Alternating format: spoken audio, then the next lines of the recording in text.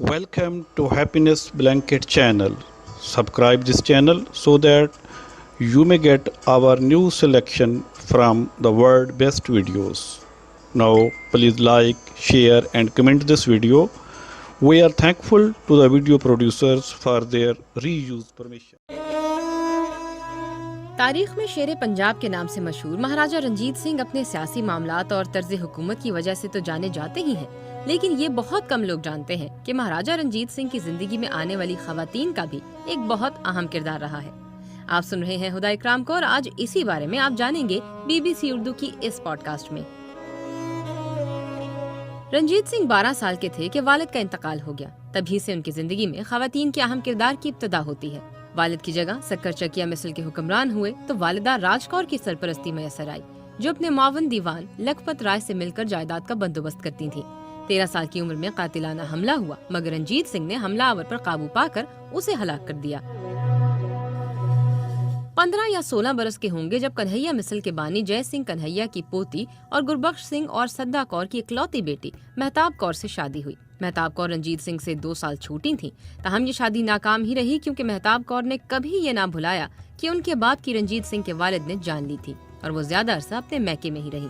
مورخین کے مطابق مہارانی کا خطاب صرف انہیں ہی ملا، باقی سب رانیاں تھیں۔ ان کی وفات کے بعد آخری رانی جند کور کو یہ خطاب نصیب ہوا۔ رنجیت سنگھ کی عمر 18 سال تھی جب ان کی ماں کی وفات ہوئی۔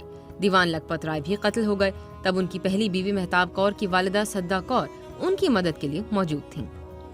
سدا کور رنجیت سنگھ کی خوش دامن ہی نہیں، ان کی قسمت کی دیوی بھی تھی۔ سدا کور ہی کے کہنے پر رنجیت سنگھ کا 19 سال کی عمر میں دفاعی فوج کی کمان سنبھالنے کے لیے انتخاب ہوا۔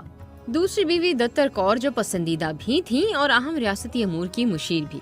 دتر کور سیاسی معاملات میں دلچسپی لیتی اور کہا جاتا ہے کہ 1838 میں اپنی وفات تک وہ اہم ریاستی امور میں اپنے شوہر کی مشاورت کرتی رہیں۔ جانشین کی ماں کے طور پر مہاراجہ پر دتر کور کی خوب چلتی تھی۔ 1818 میں جب رنجیت سنگھ نے لاڈلے بیٹے کھڑک سنگھ کو ایک مہم پر ملتان بھیجا تو وہ ان کے ساتھ گئیں۔ ساری زندگی رنجیت سنگھ کی پسندیدہ رہی، وہ انہیں پیار سے مائی نکین کہتے تھے۔ پہلی شادی کی طرح یہ شادی بھی تصویراتی فوجی اتحاد کا باعث بنی۔ دوسری شادی پر نہ مہتاب کور خوش تھی نہ ان کی والدہ سدا کور۔ پھر دوسری بیوی کا پہلے بیٹے کو جنم دینا بھی انہیں ایک آنکھ نہ بھایا۔ رنجیت سنگھ کی دوسری شادی کے بعد تو مہتاب کور اپنی ماں کے گھر بٹالہ ہی رہیں، ان کا رنجیت سنگھ سے ملان بھی نہ رہا۔ رنجیت سنگھ نے مختلف تقریبات میں کئی شادیاں کی اور ان کی 20 بیویاں تھیں۔ بعض مورخین کے مطابق مہاراجہ کی شادیوں سے متعلق معلومات غیر واضح ہے اور یہ بات طے ہے کہ ان کی کئی داشتائیں تھیں۔ لکھاری خوشونت سنگھ کا کہنا ہے کہ ایک فرانسیسی جریدے کو 1889 میں دیے گئے ایک انٹرویو میں مہاراجہ کے بیٹے دلیپ سنگھ نے بتایا تھا کہ میں اپنے والد کی 46 بیویوں میں سے ایک کی اولاد ہوں۔ مہتاب کور اور دتر کور سیاسی بیویاں تھیں، یعنی ان کے ساتھ تعلق سے پنجاب کے حکمران کے طور پر ان کا تصویراتی مقام مستحکم ہوا، لیکن بعد میں 2 شادیاں دل کے ہاتھوں مجبور ہو کر کی۔ ان دونوں بیویوں کا تعلق امرتسر سے تھا۔ امرتسر کی مسلمان رقاصہ مورا سے 1802 میں شادی کی۔ مورا رنجیت سنگھ کی پسندیدہ رانی تھی۔ ان سے رنجیت سنگھ کو 22 سال کی عمر میں پہلی ہی نظر میں پیار ہو گیا تھا۔ فقیر وحید الدین کے مطابق ان سے شادی کے لیے رنجیت سنگھ نے مورا کے والد کی تمام شرائط قبول کی۔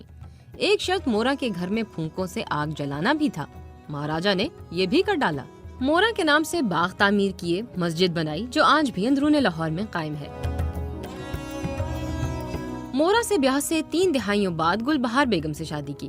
امرتسر میں شادی کی تقریبات کا اہتمام کیا گیا۔ سوہن لال سوری لکھتے ہیں کہ شادی کی تقریب کے لیے رنجیت سنگھ نے اپنے بیٹے کھڑک سنگھ کو لاہور بھیجا تاکہ وہ وہاں سے بروکیڈ کے بغیر پھول کے ٹینٹ لائیں۔ پیسہ خوب خرچ کیا گیا۔ شادی سے 2 روز پہلے رنجیت سنگھ نے ہاتھوں پر مہندی لگوائی، سکھ مذہبی رہنماؤں کو دامے درمے سخنے خوش کیا اور پھر شادی میں مدعو مہمانوں کا رخ کیا۔ امرتسر اور لاہور سے رقاصاؤں کو بلوایا گیا اور انہیں 7,000 ہزار روپے انعام کے طور پر دیے گئے۔ مصنف فقیر وحید الدین کے مطابق مہاراجہ گل بہار بیگم سے گنجلک مسائل پر مشورہ لیتے تھے۔ امرتسر میں 1 ہفتہ گزارنے کے بعد رنجیت سنگھ بیگم کو لے کر پوٹوہار کے دورے پر نکل گئے۔ 11 دسمبر کو ڈھول کی تھاپ پر مستی دروازے کی جانب سے ہاتھی پر سوار یہ شاہی جوڑا لاہور میں داخل ہوا اور موتی بازار، ٹکسالی دروازہ، پاپڑ منڈی، حویلی نونہال سنگھ، سید مٹھا سے ہوتے ہوئے حضوری باغ پر رکا، جہاں اس جوڑے کو توپوں کی سلامی دی گئی۔ تمام راستے سونے کے سکے تماشائیوں پر پھینکے گئے۔ گل بہار بیگم کی اپنی اولاد تو نہیں تھی، مگر انہوں نے ایک مسلمان بچہ سردار خان گود لے لیا تھا، جس کی اولاد اب بھی لاہور میں رہتی ہے۔ گجرات کے صاحب سنگھ بھنگی کی وفات کے بعد ان کی بیویوں رتن کور اور دیا کور پر رنجیت سنگھ نے چادر اندازی، جسے سروں پر چادر ڈالنے کی رسم بھی کہا جاتا ہے، اس کے بعد 1811 میں بیاہ کر اپنی حفاظت میں لیا۔ رنجیت سنگھ نے ایک مہم کے دوران کانگڑا میں گورکھاؤں کو شکست دینے کے بعد راجہ سنسار چند سے الحاق کرتے ہوئے ان کی 2 بیٹیوں مہتاب دیوی یعنی گڈا اور راج بنسوں سے، جن کے حسن کا چرچا تھا، بیاہ کیا۔ رائٹر کرتار سنگھ دگل کے مطابق سنسار چند کانگڑا آرٹ کے سرپرست تھے۔ گڈا میں بھی یہ صفت بدرجہ اتم پائی جاتی تھی۔ ان کے پاس منیچر پینٹنگز کا ایک ذخیرہ موجود تھا۔